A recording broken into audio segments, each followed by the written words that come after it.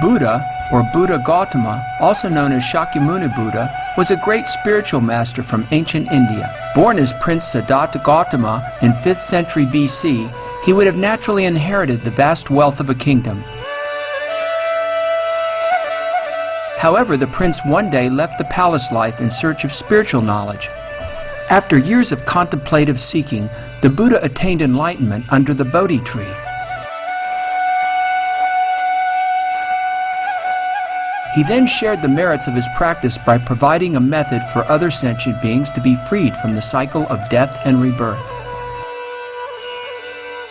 The rich treasury of Buddha's spiritual teachings on universal truths are studied and revered to this day for their deep wisdom and compassion. Today we would like to share with you the sage teachings of the Buddha, Chapter 1 of the Sutra of the Lotus of the Wonderful Dharma, also known as the Lotus Sutra. The Sutra of the Lotus of the Wonderful Dharma, or Lotus Sutra. Chapter 1, Introduction. This is what I heard. At one time the Buddha was in Rajagriha, staying on Mount Gridrakuta. Accompanying him were a multitude of leading monks numbering 12,000 persons. All were arhats, or persons who have attained liberation from the cycle of birth and death, whose outflows had come to an end, who had no more earthly desires, who had attained what was to their advantage, and had put an end to the bonds of existence, and whose minds had achieved a state of freedom. Their names were Ogyata Kondinya, Mahakoshyapa, Uruvirwakashyapa, Gaya Koshwapa, Nadi Koshyapa, Sariputra, Great Modgayana, Mahakatyayana, Aniruddha, Kapina, Gayampati, Rivata, Plindewatsya, Mahagostila, Nanda, Purna Maitriyani Putra, Subhuti, Ananda and Rahula. All were like these, great arhats who were well known to others. There were also 2,000 persons, some of whom were still learning, and some who had completed their learning. There was the nun Mahaprajapati with her 6,000 followers, and there was Rahula's mother, the nun Yashodhara, with her followers. There were bodhisattvas, or spiritual practitioners, and mahasattvas, or great saints, 80,000 of them, none of them ever regressing in their search for Anuttara Samyak Sambodhi, or the highest perfection. All had gained dharanis, or retention of high levels of mindfulness and insight through spiritual practice, delighted in preaching, were eloquent, and turned the wheel of the Dharma that knows no regression. They had made offerings to immeasurable hundreds and thousands of Buddhas. In the presence of various Buddhas had planted numerous roots of virtue, had been constantly praised by the Buddhas, had trained themselves in compassion, were good at entering the Buddha wisdom, and had fully penetrated the great wisdom and reached the farther shore. Their fame had spread throughout immeasurable worlds, and they were able to save countless hundreds of thousands of living beings. Their names were Bodhisattva Manjushri, Bodhisattva Perceiver of the world's sounds, Bodhisattva Gainer of great authority, Bodhisattva Constant exertion, Bodhisattva Never resting, Bodhisattva Jeweled Palm, Bodhisattva Medicine King, Bodhisattva Brave Donor, Bodhisattva Jeweled Moon, Bodhisattva Moonlight, Bodhisattva Full Moon, Bodhisattva Great Strength, Bodhisattva Immeasurable Strength, Bodhisattva Transcending the Threefold World, Bodhisattva Bhadra Bala, Bodhisattva Maitreya, Bodhisattva Jeweled Accumulation, and Bodhisattva Guiding Leader. Bodhisattvas and Mahatsattwas, such as these numbering 80,000, were in attendance. At that time, Shakra Devanam Indra, with his followers, 20,000 sons of gods, also attended. There were also the sons of God's rare moon, pervading fragrance, jeweled glow, and the four great heavenly kings, along with their followers, 10,000 sons of gods. Present were the sons of gods, Freedom and Great Freedom, and their followers, 30,000 sons of gods. Present were King Brahma, Lord of the Saha world, the great Brahma Shikin, and the great Brahma Light Bright, and their followers, 12,000 sons of gods. There were 8 dragon kings: the dragon king Nanda, the dragon king Upananda, the dragon king Sagara, the dragon king Basuki, the dragon king Takshaka, the dragon king Anavatapta, the dragon king Manaswin, the dragon king Utpalaka, each with several hundreds of thousands of followers. There were 4 Kimnara, or celestial musician, half-human, half-bird kings: the Kimnara king Great Dharma, the Kimnara king upholding the Dharma, each with several hundreds of thousands of followers. There were 4 Gandharva, a race of demigods, kings, and Gandharva king Pleasant, the Gandharva king Pleasant Sound, the Gandharva Beautiful Sound, each with several hundreds of thousands of followers. There were 4 Asura, or lowest rank of deities or demigods, kings: the Asura king Balan, the Asura king Karaskanda, the Asura king Vimachitran, and the Asura king Rahu, each with several hundreds of thousands of followers. There were 4 Garuda, or beautiful wise bird creature that combines the features of gods and animals, kings: the Garuda king Great Majesty, the Garuda king Great Body, the Garuda king Great Fullness, and the Garuda king As One Wishes, each with several hundreds of thousands of followers. And there was King Ajatashatru, the son of Vaidehi, with several hundreds of thousands of followers. Each of these, after bowing in obeisance before the Buddha's feet, withdrew and took a seat to one side. At that time, the world-honored one, surrounded by the 4 kinds of believers, received offerings and tokens of respect, and was honored and praised. And for the sake of the bodhisattvas, he preached the great vehicle sutra entitled Immeasurable Meanings, a dharma or true teaching to instruct the bodhisattvas, one that is guarded and kept in mind by the Buddhas. When the Buddha had finished preaching this sutra, he sat with his legs crossed in lotus position and entered into the samadhi of the place of immeasurable meanings, his body and mind never moving. At that time, heaven rained down Mandarava flowers, great Mandarava flowers, Manjushaka flowers, and great Manjushaka flowers, scattering them over the Buddha and over the great assembly, and everywhere the Buddha world quaked and trembled in 6 different ways. At that time, the monks, nuns, laymen, laywomen, heavenly beings, dragons, yakshas or nature spirits, Gandharvas or a race of demigods, Asuras, lowest rank of deities or demigods, Garudas, beautiful wise bird creature of Buddhist myth that combines the features of gods and animals, Kimnaras, celestial musicians, half human and half bird, Maharagas or great serpents, human and non-human beings in the assembly, as well as the petty kings and wheel-turning sage kings. All those in the great assembly, having gained what they had never had before, were filled with joy, and, pressing their palms together, gazed at the Buddha with a single mind. At that time, the Buddha emitted a ray of light from the tuft of white hair between his eyebrows, one of his characteristic features, lighting up 18,000 worlds in the eastern direction. There was no place that the light did not penetrate, reaching downward as far as the Vichi hell and upward to the Akanishta heaven. From this world one could see the living beings in the 6 paths of existence in all of those other lands. One could likewise see the Buddhas present at that time in those other lands, and could hear the sutra teachings which those Buddhas were expounding. At the same time one could see the monks, nuns, laymen and laywomen who had carried out religious practices and attained the way. One could also see the bodhisattvas and the mahasattva's who, through various causes and conditions and various types of faith and understanding, and in various forms and aspects were carrying out the way of the bodhisattva.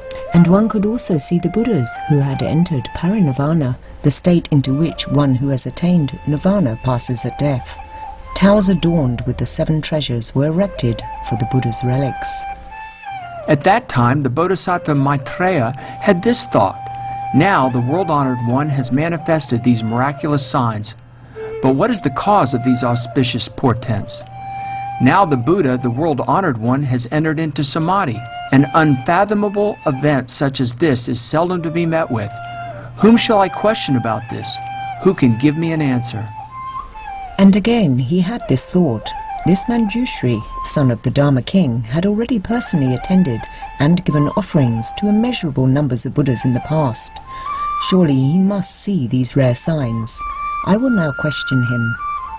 At this time, the monks, nuns, laymen and laywomen, as well as the heavenly beings, dragons, spirits, and the others all had this thought. This beam of brightness from the Buddha, these signs of transcendental powers. Now whom shall we question about them? At that time, Bodhisattva Maitreya wished to settle his doubts concerning the matter, and in addition he could see what was in the minds of the four kinds of believers, the monks, nuns, laymen, and laywomen, as well as the heavenly beings, dragons, spirits, and the others who made up the assembly. So he questioned Manjushri, saying, "What is the cause of these auspicious portents, these signs of transcendental powers, this emitting of a great beam of brightness that illumines the 18,000 lands in the eastern direction, so we can see all the adornments of the Buddha worlds there?" Then Bodhisattva Maitreya, wishing to state his meaning once more, asked the question in verse form. Manjushri, why from the white tuft between the eyebrows of our leader and teacher does this great light shine all around? Why do Mandarava and Manjusaka flowers rain down and breezes scented with sandalwood delight the hearts of the assembly? Because of these, the earth is everywhere adorned and purified, and this world quakes and trembles in 6 different ways. At this time, the four kinds of believers are all filled with joy and delight. They rejoice in body and mind, having gained what they never had before. The beam of brightness from between the eyebrows illumines the eastern direction, and 18,000 lands are all the color of gold. From the Avicii hell upward to the summit of being, throughout the various worlds, the living beings in the 6 paths, the realm to which their births and deaths are tending, their good and bad deeds, and the pleasing or ugly recompense they receive, all these can be seen from here. We can also see Buddhas, those sage lords, lions, expounding and preaching sutras that are subtle, wonderful, and foremost. Their voices are clear and pure, issuing in soft and gentle sounds, as they teach bodhisattvas in numberless millions. Their Brahma sounds are profound and wonderful, making people delight in hearing them. Each in his own world preaches the correct Dharma, or true teaching, following various causes and conditions, and employing immeasurable similes, illuminating the Dharma of the Buddha, guiding living beings to enlightenment. If a person should encounter troubles, loathing old age, sickness, and death, the Buddhas preach to him on nirvana, or highest paradise, explaining how he may put an end to all troubles. If a person should have good fortune, having in the past made offerings to the Buddhas, determined to seek a superior Dharma, the Buddhas preach the way of the Pratyeka Buddha, or self-awakened Buddha. If there should be Buddha sons who carry out various religious practices, seeking to attain the unsurpassed wisdom, the Buddhas preach the way of purity. Manjushri, I have been dwelling here, seeing and hearing in this manner many things numbering in the thousands of millions. Numerous as they are, I will now speak of them in brief. I see in these lands bodhisattvas numerous as Ganges sands, according with various causes and conditions, and seeking the way of the Buddha. Some of them give alms, gold, silver, coral, pearls, many jewels, seashell, agate, diamonds, and other rarities. Men and women servants, carriages, jeweled hand carriages, and palanquins, gladly presenting these donations. Such gifts they give to the Buddha way, desiring to achieve the vehicle that is foremost in the threefold world, and praised by the Buddhas. There are some bodhisattvas who give jeweled carriages drawn by teams of 4, with railings and flowered canopies adorning their top and sides. Again I see bodhisattvas who give their own flesh, hands, and feet, seeking the unsurpassed way. I also see bodhisattvas who happily give heads, eyes, bodies, and limbs in their search for the Buddha wisdom. Manjushri, I see kings going to visit the place of the Buddha to ask him about the unsurpassed way. They put aside their happy lands, their palaces, their men and women attendants, shave their hair and beard, and don the clothes of the Dharma. Or I see bodhisattvas who become monks, living alone in quietude, delighting in chanting the sutras. Again, I see bodhisattvas bravely and vigorously exerting themselves, entering the deep mountains, their thoughts on the Buddha way. And I see them removing themselves from desire, constantly dwelling in emptiness and stillness, advancing deep into the practice of meditation until they have gained the 5 transcendental powers. And I see bodhisattvas resting in meditation, palms pressed together, with 1,000, 10,000 verses praising the King of the doctrines. Again I see bodhisattvas profound in wisdom, firm in purpose, who know how to question the Buddhas and accept and abide by all they hear. Join us again next Wednesday for Part 2 of Buddhism's Sacred Scripture, the Sutra of the Lotus of the Wonderful Dharma, Chapter 1.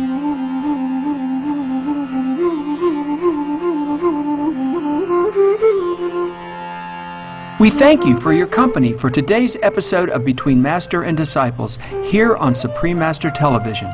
Planet Earth, our loving home, is up next after noteworthy news. We wish you much love and kindness in the days ahead.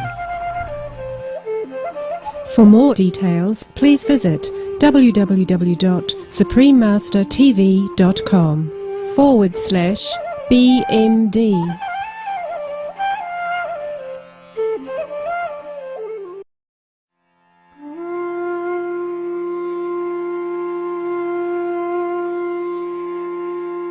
At that time, the Bodhisattva Maitreya had this thought: now the world-honored one has manifested these miraculous signs. But what is the cause of these auspicious portents? Now the Buddha, the world-honored one, has entered into samadhi. An unfathomable event such as this is seldom to be met with. Whom shall I question about this? Who can give me an answer? And again he had this thought. This Manjushri, son of the Dharma king, had already personally attended and given offerings to immeasurable numbers of Buddhas in the past. Surely he must see these rare signs. Manjushri, why from the white tuft between the eyebrows of our leader and teacher does this great light shine all around? Why do Mandarava and Manjusaka flowers rain down and breezes scented with sandalwood delight the hearts of the assembly? Because Manjushri, I have been dwelling here, seeing and hearing in this manner many things numbering in the thousands of millions. I see Buddha sons, proficient in both meditation and wisdom, who use immeasurable numbers of similes to expound the Dharma or true teaching to the assembly, delighting in preaching the Dharma, converting the bodhisattvas or spiritual practitioners, defeating the legions of the devil, and beating the Dharma drum. And I see bodhisattvas profoundly still and silent, honored by heavenly beings and dragons, but not counting that a joy. And I see bodhisattvas living in forests, emitting light, saving those who suffer in hell, causing them to enter the Buddha way. And I see Buddha sons who have never once slept, who keep circling through the forest diligently seeking the Buddha way. And I see those who observe the precepts, no flaw in their conduct, pure as jewels and gems, and in that manner seeking the Buddha way. And I see Buddha sons abiding in the strength of fortitude, taking the abuse and blows of persons of overbearing arrogance, willing to suffer all these, and in that manner seeking the Buddha way. I see bodhisattvas removing themselves from frivolity and laughter and from foolish companions, befriending persons of wisdom, unifying their minds, dispelling confusion, ordering their thoughts in a mountain and forest for 1,000,000, 1,000, 10,000 years in that manner, seeking the Buddha way. Or I see bodhisattvas with delicious things to eat and drink, and 100 kinds of medicinal potions, offering them to the Buddha and his monks. Fine robes and superior garments costing in the thousands or 10,000s, or robes that are beyond cost, offering them to the Buddha and his monks. 1,000, 10,000, 1,000,000 kinds of jeweled dwellings made of sandalwood and numerous wonderful articles of bedding, offering them to the Buddha and his monks. Immaculate gardens and groves where flowers and fruit abound, flowering springs and bathing pools, offering them to the Buddha and his monks. Offerings of this kind, or many different wonderful varieties, presented gladly and without regret as they seek the unsurpassed way. Or there are bodhisattvas who expound the Dharma of tranquil extinction, giving different types of instruction to numberless living beings. Or I see bodhisattvas viewing the nature of all phenomena as having no dual characteristics, as being like empty space. And I see Buddha sons whose minds have no attachments, who use this wonderful wisdom to seek the unsurpassed way. Manjushri, there are also bodhisattvas who, after the Buddha has passed into extinction, make offerings to his relics. I see Buddha sons building memorial towers as numberless as Ganges sands, ornamenting each land with them, jeweled towers lofty and wonderful, 5,000 yojanas, a Vedic measure of distance, high. Their width and depth, exactly 2,000 yojanas, each of these memorial towers, with its 1,000 banners and streamers, with curtains laced with gems like dewdrops, and jeweled bells chiming harmoniously. There, heavenly beings, dragons, spirits, human and non-human beings, with incense, flowers, and music, constantly making offerings. Manjushri, these Buddha sons, in order to make offerings to the relics, adorn the memorial towers so that each land, just as it is as outstandingly wonderful and lovely as the heavenly king of trees when its flowers open and unfold. When the Buddha emits a beam of light, I and the other members of the assembly can see these lands in all their various outstanding wonders.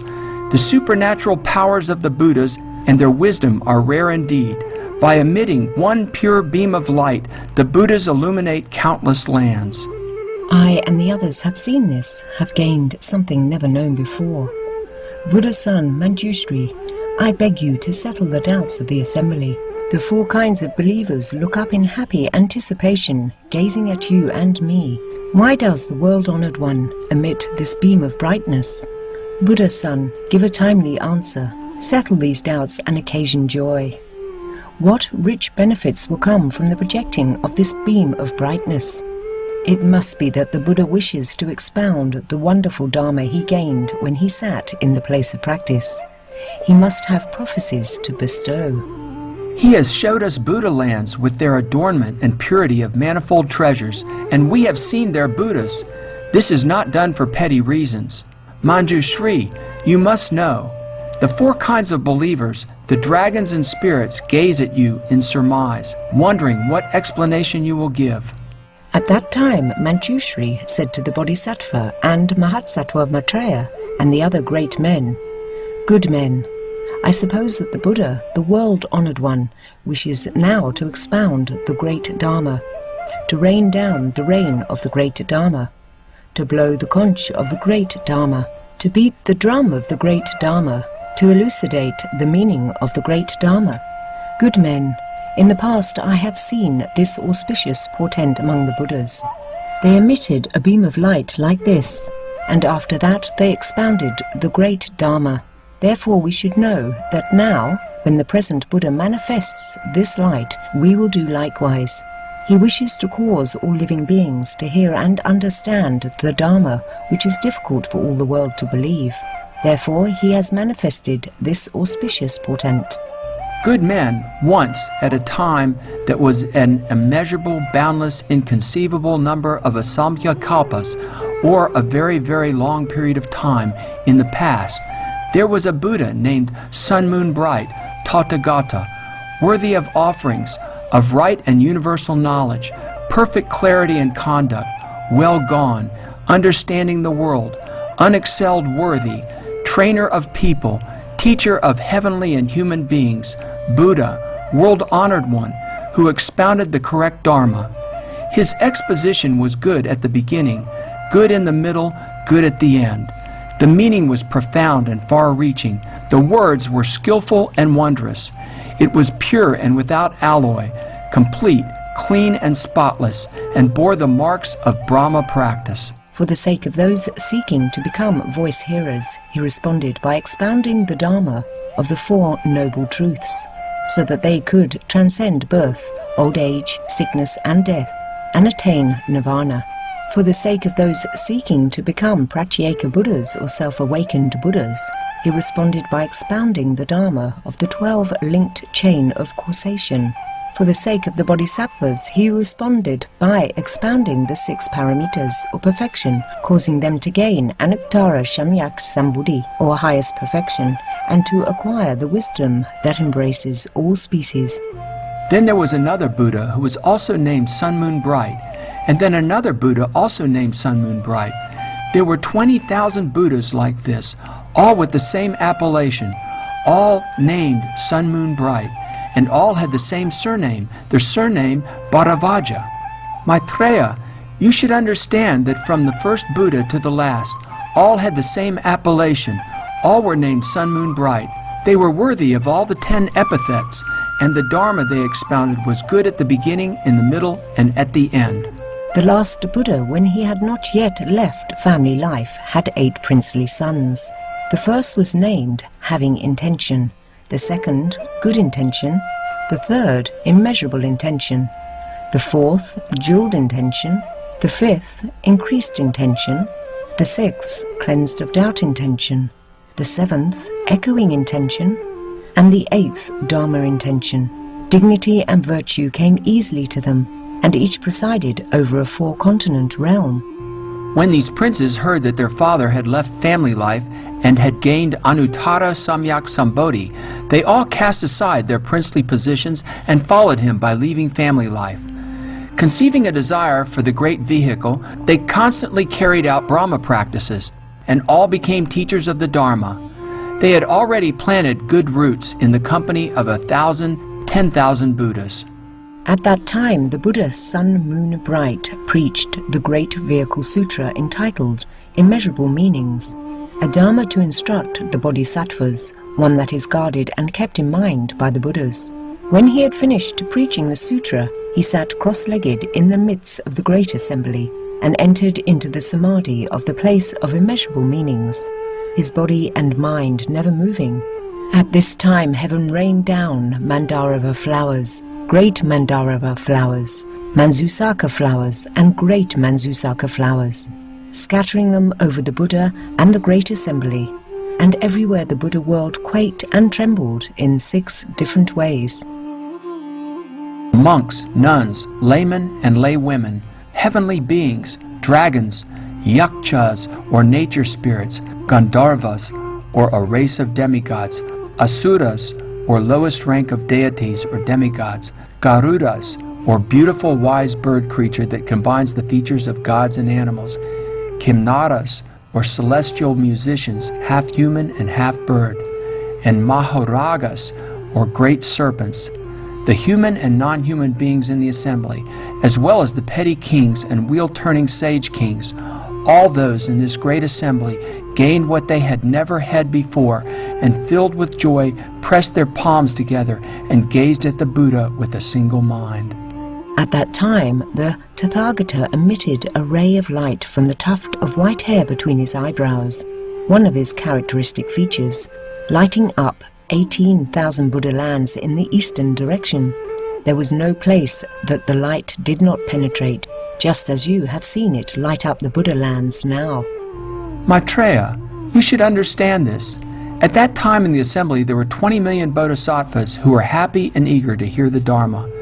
When these bodhisattvas saw this beam of light that illuminated the Buddha lands everywhere, they gained what they had never had before. They wished to know the causes and conditions that had occasioned this light. At that time there was a bodhisattva named Wonderfully Bright who had 800 disciples. At this time the Buddha Sun Moon Bright arose from his samadhi and, because of the bodhisattva Wonderfully Bright, preached the Great Vehicle Sutra called the Lotus of the Wonderful Dharma, a Dharma to instruct the bodhisattvas, one that is guarded and kept in mind by the Buddhas. For 60 small kalpas, or a period of 432 million years of mortals, measuring the duration of world, the Buddha remained in his seat without rising, and the listeners in the assembly at that time also remained seated there for 60 small kalpas, their bodies and minds never moving, and yet it seemed to them that they had been listening to the Buddha preach for no more than the space of a meal. At this time in the assembly, there was not a single person who, in body or mind, had the least feeling of weariness.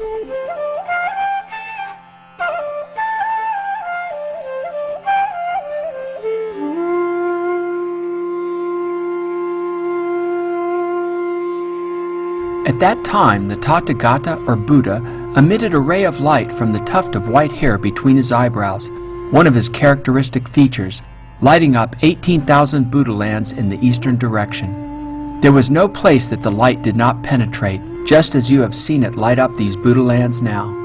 At that time there was a bodhisattva named Wonderfully Bright, who had 800 disciples.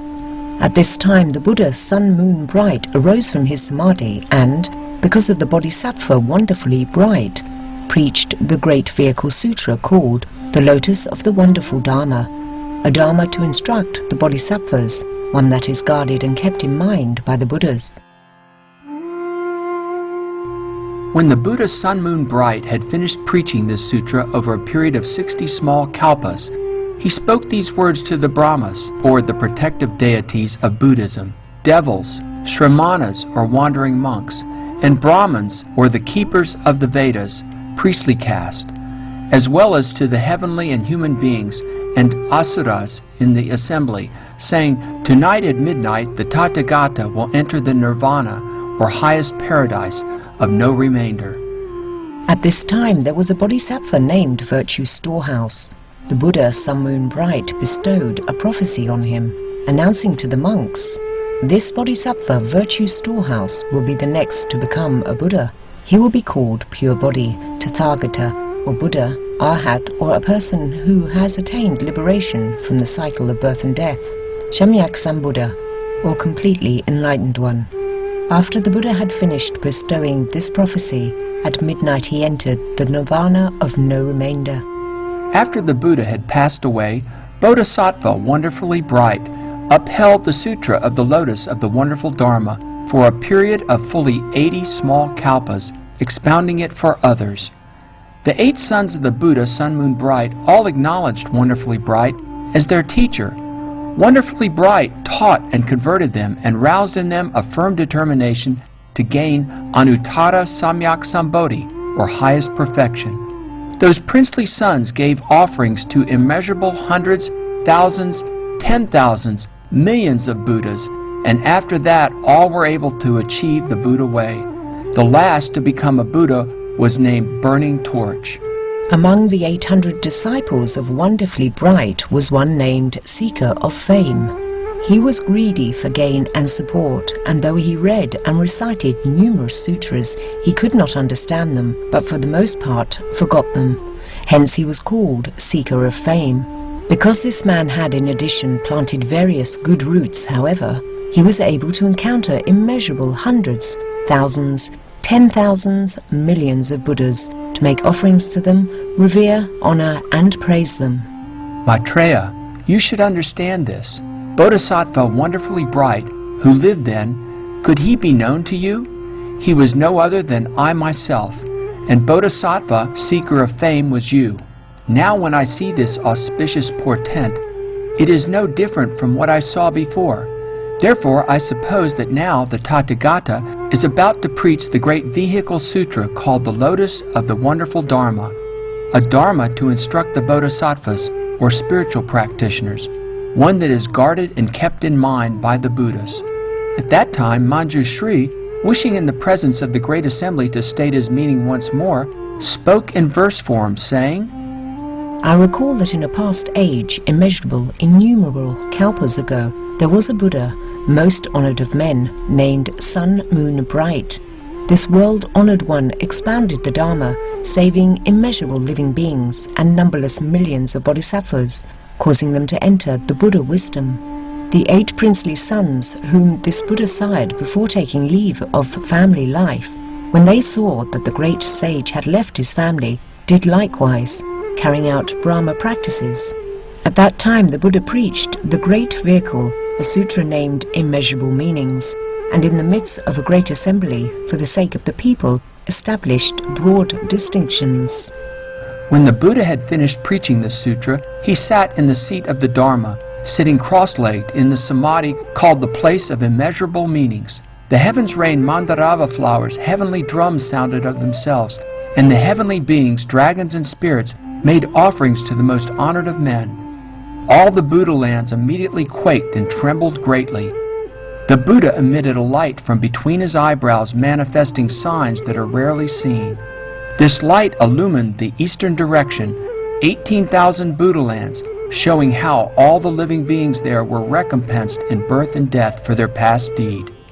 That one could see how these Buddha lands, adorned with numerous jewels, shone with hues of lapis lazuli and crystal, was due to the illumination of the Buddha's light.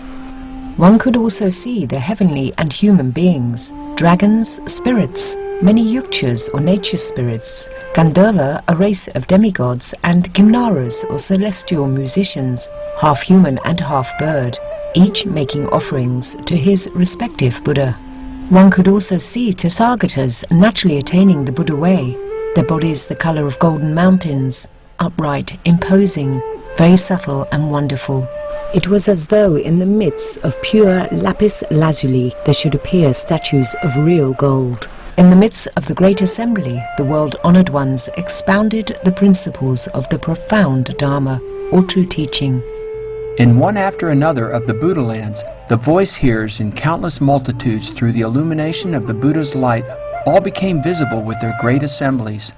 There were also monks residing in the midst of forests, exerting themselves in keeping the pure precepts as though they were guarding a bright jewel.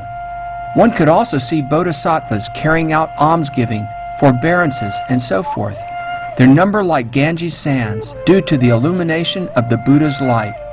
One could also see bodhisattvas entering deep into meditation practices, their bodies and minds still and unmoving, in that manner seeking the unsurpassed way. One could also see bodhisattvas who knew that phenomena are marked by tranquility and extinction, each in his respective land, preaching the Dharma and seeking the Buddha way.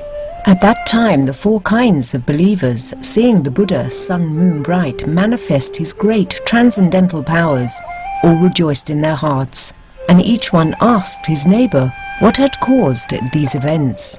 The one honoured by heavenly and human beings just then arose from his samadhi and praised Bodhisattva wonderfully bright, saying, "You are the eyes of the world, one whom all can take faith in and believe, able to honour and uphold the storehouse of the Dharma. The law that I preach, you alone know how to testify to it." The world-honored one, having bestowed this praise, causing wonderfully bright to rejoice, preached the Lotus Sutra for fully 60 small kalpas. He never rose from this seat, and the supreme and wonderful Dharma that he preached was accepted and upheld in its entirety by the Dharma teacher, wonderfully bright. After the Buddha had preached the Lotus, causing all the assembly to rejoice, on that very same day he announced to the assembly of heavenly and human beings, "I have already expounded for you the meaning of the true entity of all phenomena. Now when midnight comes, I will enter nirvana. You must strive with all your hearts and remove yourselves from indulgence and laxity. It is very difficult to encounter a Buddha. You meet one once in 1,000,000 kalpas. Each kalpa is a period of 432 million years of mortals, measuring the duration of the world. When the children of the world-honoured one heard that the Buddha was to enter nirvana, each one was filled with sorrow and distress, wondering why the Buddha should so quickly seek extinction. The sage Lord, King of the Dharma, comforted and reassured the countless multitude, saying, "When I enter extinction, you must not be concerned or fearful." This Bodhisattva virtue storehouse has already fully understood in his mind the true entity that is without outflows. He will be next to become a Buddha, bearing the name Pure Body, and he too will save immeasurable multitudes.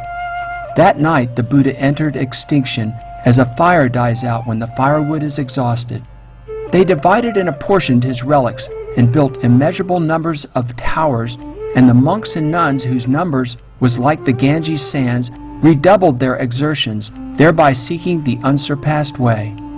This Dharma teacher, wonderfully bright, honoured and upheld the Buddha's storehouse of the Dharma throughout 80 small kalpas, broadly propagating the Lotus Sutra. These 8 princely sons, whom wonderfully bright converted, held firmly to the unsurpassed way, and were thus able to encounter innumerable Buddhas.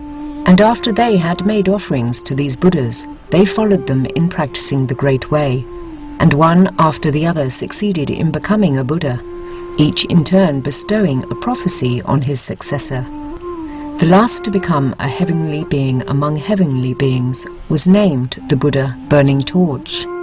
As leader and teacher of seers, he saved immeasurable multitudes.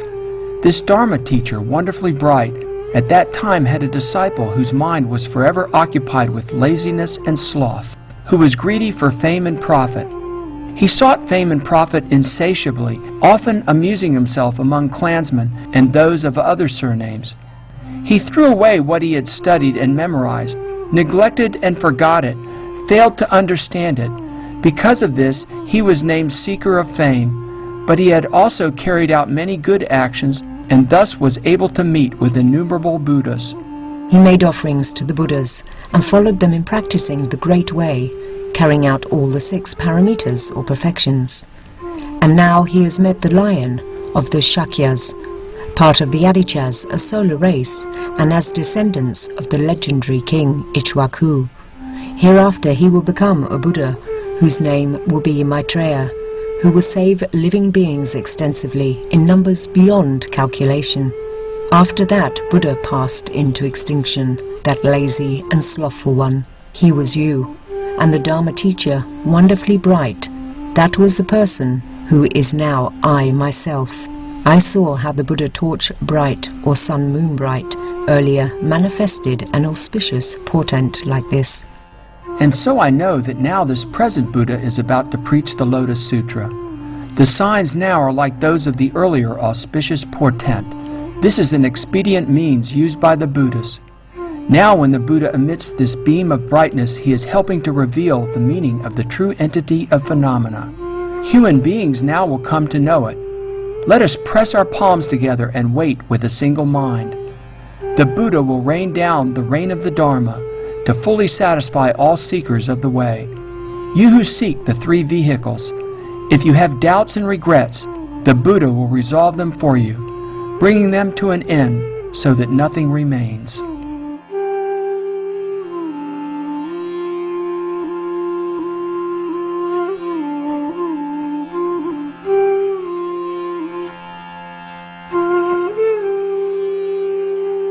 We appreciate your gracious company for today's episode of Between Master and Disciples.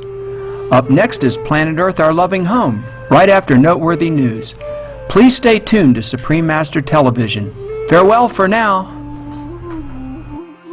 For more details, please visit www.suprememastertv.com/BMD.